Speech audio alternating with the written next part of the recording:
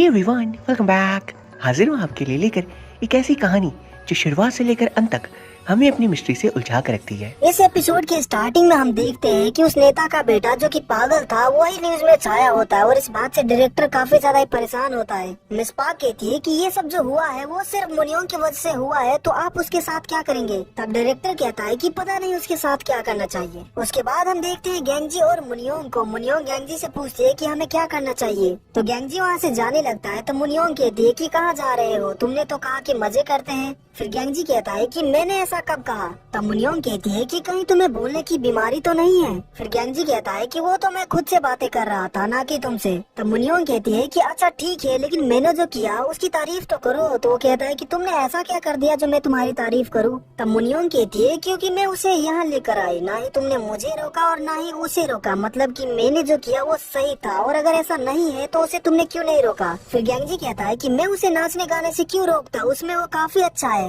तभी वहाँ पर हॉस्पिटल के कुछ स्टाफ आ जाते हैं उस पेशेंट को ले जाने के लिए। वो पेशेंट गेंजी से कहता है कि आज मेरे सपने पूरे हो गए, ये मेरी लाइफ का सबसे बेस्ट दिन था, और हाँ, मुझे यहाँ लाने के लिए उस पर गुस्सा मत होना प्लीज। उस पेशेंट को हॉस्पिटल ले जाने ही वाले होते हैं कि तभी वहाँ पर उसकी मॉम आ जाती है और उसे एक थप्पड़ मारती है और उससे काफी बुरी तरीके से बात करती है और फिर वहाँ से चली जाती है। ये सब गेंजी भी देखता है तो उसे अच्छा नहीं लगता, तभी उसे कुछ पुरानी बातें याद आने लगती है। हम देखते हैं कि गेंजी जब छोटा था तो उसकी मॉम उसको मार रही होती है क्योंकि सैंजी को कुछ लड़कों ने पीटा होता है और गेंजी उसको बचाने के लिए वहाँ पर नहीं था, इसीलिए उसकी मॉम उससे गुस्सा होती है। फिर हम देखते हैं कि बारिश हो रही होती है तो गेंजी, सैंजी और उसकी मॉम एक ही छाते में घर जा रहे होते हैं। तो उसकी मॉम सैंजी को भीगने नहीं दे रही होती, पर गेंजी भीग रहा होता है तो उनको कोई फर्क ही नहीं पड़ता। उसके बाद रात को शराब पीकर अपने मरे हुए पति के फोटो देखकर उनसे बातें कर रही होती है। वो कहती है कि मैं सैंजी के साथ मरते दम तक रहूंगी और अगले दिन मर जाऊंगी। ये सारी बातें सुनकर गेंजी उठ जाता है तो उसकी मॉम उसे गले से लगा लेती है और कहती है कि तुम्हें अपने भाई का मरते दम तक साथ देना है।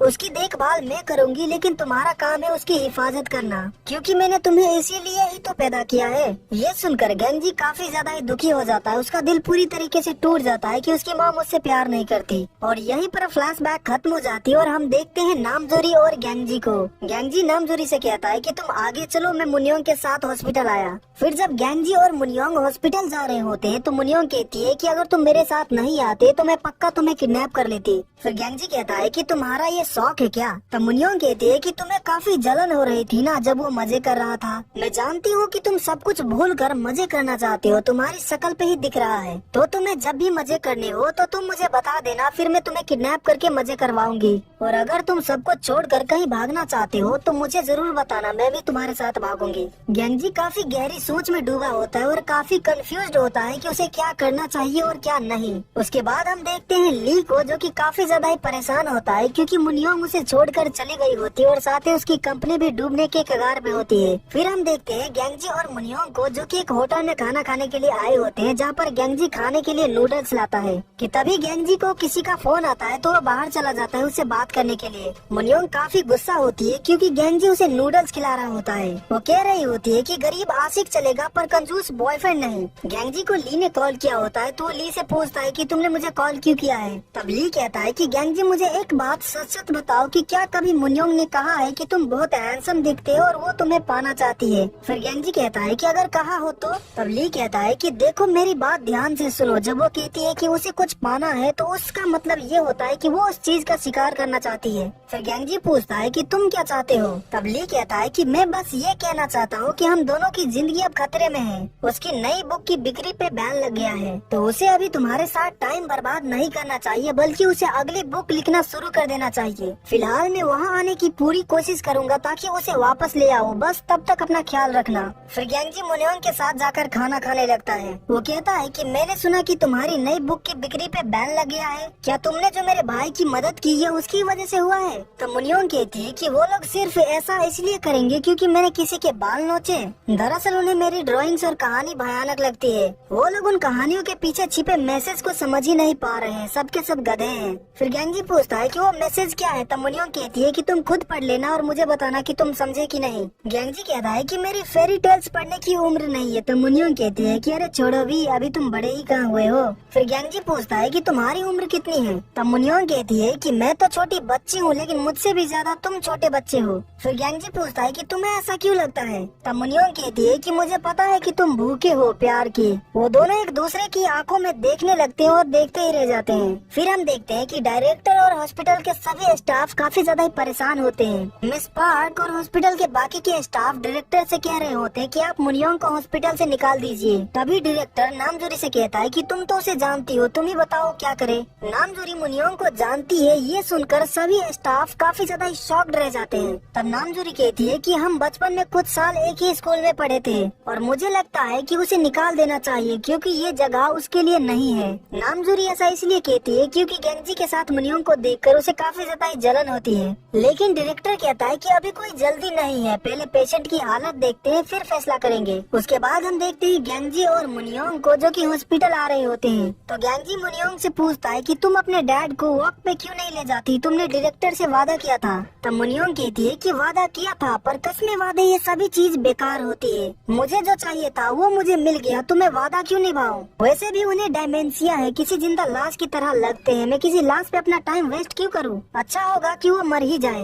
वैसे तुम्हारे पेरेंट्स की मौत कैसे हुई थी, फिर गेंजी पूछता है कि तुम्हें ये बात कैसे पता। तब मुनियोंग कहती है कि रिसर्च किया है तुम पे, बस तुम्हारा बैकग्राउंड चेक किया है और कुछ नहीं। जैसे कि हम कोई सामान खरीदते हैं तो उसके एक्सपायरी डेट देखते हैं, ये कोई चौंकने वाली बात नहीं है। फिर गेंजी पूछता है कि तुम्हारे लिए लोग सामान है क्या। तब मुनियोंग कहती है कि इसमें गलत क्या है, जब माँ बाप बूढ़े हो जाते हैं, कमजोर हो जाते हैं, तब बच्चे उन्हें अकेला छोड़ देते हैं और माँ बाप भी उसी बच्चे को चाहते हैं जो कि खुशी देता है, और नाकाबिल बच्चे को छोड़ देते हैं, और यही उस पेशेंट के साथ हुआ। ये सारी बातें सुनकर गेंजी मुनियोंग को गाड़ी रोकने के लिए कहता है और गाड़ी से नीचे उतर जाता है। तो मुनियोंग को कुछ भी समझ नहीं आता, तो वो कहती है कि अचानक क्या हो गया तुम्हें, गुस्सा क्यों कर रहे हो तुम, कुछ बताओ तो सही, किस बात पे इतना ज्यादा गुस्सा आ रहा है। फिर गेंजी कहता है कि मैं भूल गया था कि तुम औरों से बहुत अलग हो, मैंने अनजाने में तुमसे थोड़ी सी उम्मीद लगा ली थी। तो मुनियोंग पूछती है कि क्या उम्मीद लगा ली थी तुमने मुझसे। फिर गेंजी कहता है कि अब कोई उम्मीद नहीं है। इतना कहने के बाद गेंजी वहाँ से जा ही रहा होता है कि तभी मुनियोंग गेंजी से कहती है कि आई लव यू।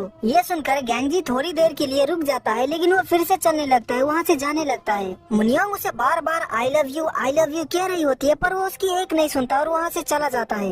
गेंजी ने उसके आई लव यू का जवाब नहीं दिया, इसीलिए वो काफी ज्यादा ही गुस्सा हो जाती है। फिर हम देखते हैं कि गेंजी सेंजी के स्कूल के बाहर खड़ा होता है और उसका इंतजार कर रहा होता है। फिर जब सेंजी आता है तो वो दोनों साथ में वहाँ से घर जाने लगते हैं। सेंजी कहता है कि मुझे ये स्कूल काफी ज्यादा ही बोरिंग लगता है। फिर गेंजी कहता है कि आई एम सॉरी, मुझे इस शहर में कोई आर्ट वगैरह सिखाने वाला स्कूल नहीं मिला। तब सेंजी कहता है कि मैं उस दीवार पे पेंट करूंगा, उस हॉस्पिटल की दीवार पे मैं ड्राइंग करके पैसा कमाऊंगा और जरूरत पड़ी तो झाड़ू पोछा भी लगाऊंगा, ड्राइंग से कमाई भी होगी और मजा भी आएगा। फिर गेंजी कहता है तो क्या अब तुम मेरी देखभाल करोगे, मैं काम छोड़कर मजे करूँ। तब सेंजी कहता है कि हाँ, मैं तुम्हारी देखभाल करूंगा, मैं सब कुछ संभाल लूंगा, मैं तुम्हारा बड़ा भाई हूँ ना, मैं तुम्हारा ख्याल रखूंगा। उसके बाद हम देखते हैं कि मुनियोंग जब अपने घर पहुँचती है तो वहाँ पर ली आया होता है। ली मुनियोंग को काफी ज्यादा ही समझाता है कि सियोल वापस चलो और अपना काम फिर से शुरू करो, लेकिन मुनियोंग नहीं मानती, तो ली वहाँ से चला जाता है। उसके बाद हम देखते हैं ली जेसु के शॉप पे पिज्जा खाने के लिए आया होता है, तभी वहाँ पर नामजोरी आती है और उसे देखकर ली उस पे पूरी तरह से फिदा हो जाता है। नामजोरी जेसु से कुछ बियर लाने के लिए कहती है, क्योंकि गेंजी उसे थोड़ा सा भी भाव नहीं देता, तो वो अपना गम बुलाने के लिए वहाँ पर आई होती है। जेसु कहता है कि चलो मैं भी तुम्हारे साथ पीता हूँ, पर नामजोरी कहती है कि इसकी कोई जरूरत नहीं है, मैं अकेले ही पीऊंगी, तुम अपना काम संभालो। ये सारी बातें ली भी सुनता है, तो वो नामजोरी से कहता है कि मैं भी अकेला ही हूँ, क्या तुम मेरे साथ पीना चाहोगी।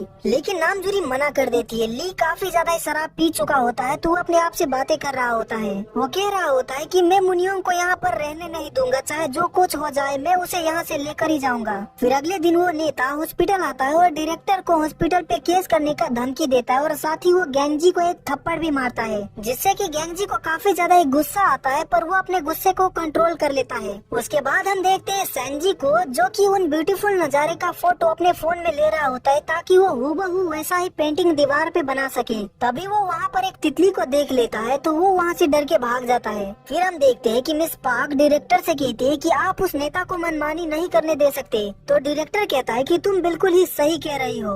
फिर डायरेक्टर मिस पार्क को सीसीटीवी फुटेज दिखाता है। जब उस नेता ने गेंगजी को थप्पड़ मारा था वो चीज सीसीटीवी में रिकॉर्ड हो गया था और वही चीज वो मिस पार्क को दिखा रहा होता है। डायरेक्टर कहता है कि इस फुटेज से हम उस नेता को ब्लैकमेल करेंगे तो वो हमारे हॉस्पिटल पे केस नहीं करेगा बल्कि हमें फंड्स भी देगा। उसने हमारे बंदे को थप्पड़ मारा है इसीलिए उसे सबक सिखाना ही होगा। उसके बाद हम देखते हैं सेंजी को जो कि सोच रहा होता है कि उस दीवार पे मैं किस तरह से पेंटिंग बनाऊं। तभी वहाँ पर मुनियोंग आ जाती है और उसे देखकर सेंजी काफी ज्यादा शॉक्ड रह जाता है। फिर वो उसके साथ काफी सारी फोटोज लेने लगता है। तभी वहाँ पर नामजूरी आ जाती है और मुनियोंग से कहती है कि आज तो तुम्हारा क्लास नहीं है तो फिर तुम यहाँ क्या कर रही हो। फिर मुनियोंग कहती है कि मैं यहाँ पर मिस्टर कोदे वांग को वॉक पे ले जाने के लिए आई हूँ। अगर मैंने अपना वादा नहीं निभाया तो कोई मुझसे बहुत ज्यादा ही नाराज हो जाएगा, तो बस उसी के लिए ये सब कर रही हूँ। फिर हम देखते हैं गेंगजी को जो कि सेंजी को फोन कर रहा होता है पर वो फोन नहीं उठाता क्योंकि वो मुनियोंग के साथ गार्डन में बैठा होता है जहाँ पर वो मुनियोंग की पेंटिंग बना कर देता है और उससे पैसे भी मांगता है। तो मुनियोंग कहती है कि तुमने तो कहा था कि फ्री है। फिर सेंजी कहता है कि वो तो पिज्जा के साथ फ्री है पर तुमने पिज्जा तो लिया ही नहीं। तो मुनियोंग कहती है कि क्या करूं मैं तुम्हारा और तुम्हारी इन बातों का, वैसे तुम बहुत ही प्यारे हो। तभी वहाँ पर गेंगजी आ जाता है तो मुनियोंग उससे कहती है कि आप भी मुझसे नाराज हो क्या? आज तो मैं डैड को वॉक पर भी लेकर जाऊंगी, मैंने वादा तोड़ा इसीलिए तुम मुझसे गुस्सा हो गए थे ना। फिर गेंगजी सेंजी को अंदर जाने के लिए कहता है पर वो कहता है कि मैं यहीं पर मुनियोंग के साथ रहूंगा। तो गेंगजी उसके ऊपर चिल्लाता है और उसे अंदर जाने के लिए कहता है। तभी मुनियोंग गेंगजी के गाल पे लाल निशान देखती है तो वो पूछती है कि तुम्हें किसने हाथ लगाया, बताओ मुझे, तुम्हें किसने मारा, मैं उसे छोड़ूंगी नहीं। तुम्हें किसी ने मारा और तुम सिर्फ थप्पड़ खाते रहे। फिर गेंगजी पूछता है कि तुम्हें गुस्सा क्यों आ रहा है, तुम्हें इतनी दिक्कत क्यों हो रही है। तब मुनियोंग कहती है क्योंकि किसी ने तुम्हें मारा। फिर गेंगजी कहता है मारा तो क्या, तुम्हारा दिल टूटा या फिर तुम्हें बुरा लग रहा है, तुम ही बताओ कि तुम्हें कैसा लग रहा है। दरअसल तुम्हें नहीं पता, यहाँ तक कि तुम अपने इमोशन तक को नहीं पहचानती, तुम्हें कुछ भी नहीं पता, अंदर से खोखली हो तुम, बस चिल्लाना जानती हो पागलों की तरह। बेहतर यही होगा कि तुम ऐसा मत जताओ कि तुम मेरे बारे में सब कुछ जानती हो, तुम कुछ भी नहीं जानती, इसीलिए धोखे में मत रहो, तुम कभी भी मुझे समझ नहीं पाओगी, मरते दम तक नहीं। इतना कहने के बाद गेंगजी वहाँ से चला जाता है। ये सारी बातें सुनकर मुनियोंग को काफी ज्यादा ही बुरा लगता है। उसके बाद हम देखते हैं सेंजी एक रूम में छुपा हुआ होता है और अपने आप से बातें कर रहा होता है कि गेंगजी मुझ पे चिल्लाया, मुझ पे गुस्सा किया, वो मुझसे प्यार नहीं करता, मुझसे नफरत करता है।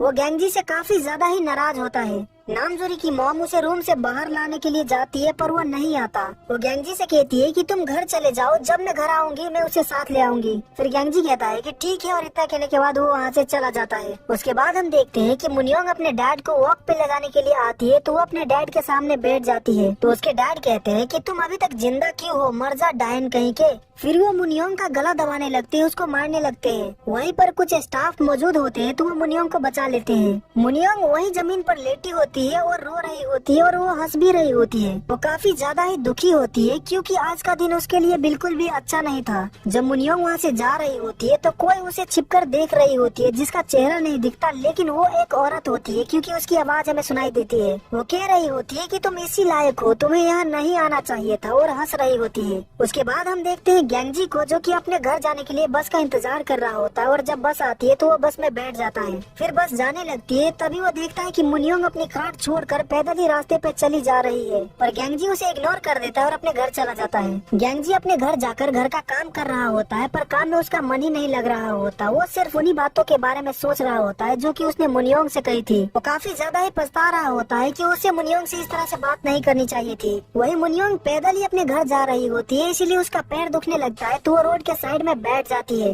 वो बहुत ज्यादा ही दुखी होती है, उसके मन में सिर्फ गेंगजी की कड़वी बातें ही चल रही होती है। वो कह रही होती है कि गेंगजी तुम भी मुझे कभी समझ नहीं पाओगे, मरते दम तक। वही सीन शिफ्ट होता है गेंगजी की तरफ। मुनियोंग को दुखी करके उसे भी अच्छा नहीं लग रहा होता है तो वो मुनियोंग की एक बुक पढ़ने लगता है जो कि रिलीज होने वाली थी। उस बुक का नाम होता है ज़ॉम्बी किड। उस बुक की स्टोरी ये होती है कि दूर एक गांव में एक बच्चा पैदा हुआ। उसकी खाल बेरंग और आंखें बड़ी बड़ी थी। उस बच्चे को पालते हुए उसकी माँ को एहसास हुआ कि उसके बच्चे के अंदर कोई भी फीलिंग्स नहीं थी, बस बेहिसाब से भूख थी किसी ज़ॉम्बी की तरह। तो उसकी माँ ने उसको बेसमेंट में बंद कर दिया ताकि गांव वालों को पता न चले, और हर रात गांव के जानवर चुरा कर उसको खिलाती थी। वो उसे इसी तरह छुपा कर पालती रही। वो कभी किसी का मुर्गा चुराती तो कभी किसी का बकरा। इसी तरह कई साल बीत गए। फिर एक दिन एक महामारी फैली जिसकी वजह से सारे जानवर मर गए और उसमें कई सारे लोग भी मर गए। जो लोग जिंदा बचे थे वो गांव छोड़कर चले गए, लेकिन माँ अपने बच्चे को छोड़कर कैसे जाती। भूख से रोते अपने बच्चे को उसने अपना एक पैर काट के खिलाया, फिर एक हाथ काट कर दिया, फिर बाकी के हाथ पैर भी। फिर उसके पास उसका शरीर ही बचा हुआ था तो उसने आखिरी बार अपने बेटे को गले से लगाया और अपना शरीर खिलाया। यहीं पर हमें थोड़ी सी फ्लैशबैक दिखाई जाती है जहाँ पर हम देखते हैं कि गेंजी भीग रहा होता है पर उसकी मॉम को कोई भी फर्क ही नहीं पड़ता। फिर जब रात को वो सब सो रहे होते हैं तो गेंजी उठता है और देखता है कि उसकी मॉम सेंजी को पकड़कर सो रही है। तो गेंजी को काफी ज्यादा ही बुरा लगता है कि उसकी मॉम उसको पकड़कर नहीं सो रही। तो गेंजी अपने मॉम के पास जाता है और उनको पकड़ लेता है, जिससे कि उसे काफी ज्यादा ही खुशी मिलती है। उसके बाद उस कहानी में उस बच्चे ने अपने दोनों हाथों से अपनी माँ को कस के पकड़ लिया और जिंदगी में पहली बार कुछ बोला कि माँ तुम कितनी प्यारी हो। ये कहानी पढ़कर गेंजी को अपनी मॉम याद आ जाती है तो वो काफी ज्यादा ही रोने लगता है। तो इस कहानी से हमें क्या सीख मिलती है? उस बच्चे को क्या चाहिए था? उसे अपनी भूख मिटानी थी या फिर माँ का प्यार चाहिए था? कमेंट करके जरूर बताइएगा। गेंजी काफी ज्यादा ही दुखी होता है। तभी वहाँ पर जेसु आता है और उसे पूछता है कि इतना खोया खोया क्यों है, क्या कुछ हुआ है? पर गेंजी उसका जवाब ही नहीं देता। फिर जेसु कहता है कि तुझे पता है कि मुनियोंग के पिता ने आज उसका गला दबाकर उसको मारने की कोशिश की। तो गेंजी पूछता है कि तुझे ये बात किसने बताई? फिर जेसु कहता है कि हॉस्पिटल में पिज्जा डिलीवरी करने गया था तो कुछ पेशेंट से सुना। मुझे लगता है कि वो जरूर अपनी बेटी से बहुत ज्यादा ही नफरत करता है, मुझे तो वो बिल्कुल ही पागल लगता है। तभी गेंजी को याद आता है कि आज मुनियोंग पैदल ही सड़क पे जा रही थी और वो काफी ज्यादा ही दुखी थी। तो वो जेसु से बाइक की चाबी मांगता है और बाइक लेकर मुनियोंग को ढूंढने चला जाता है। मुनियोंग बहुत ज्यादा ही दुखी होती है और काफी ज्यादा ही बारिश हो रही होती है पर उसे कोई भी फर्क नहीं पड़ता, वो सिर्फ सड़क पे चले ही जा रही होती है। जब गेंजी मुनियोंग को देखता है तो वो अपनी बाइक रोकता है और अपनी जैकेट निकाल कर उसको पहना देता है। तभी मुनियोंग गेंजी को गले लगा लेती है तो गेंजी भी उसे पकड़ लेता है और यहीं पर इस एपिसोड की समाप्ति हो जाती है।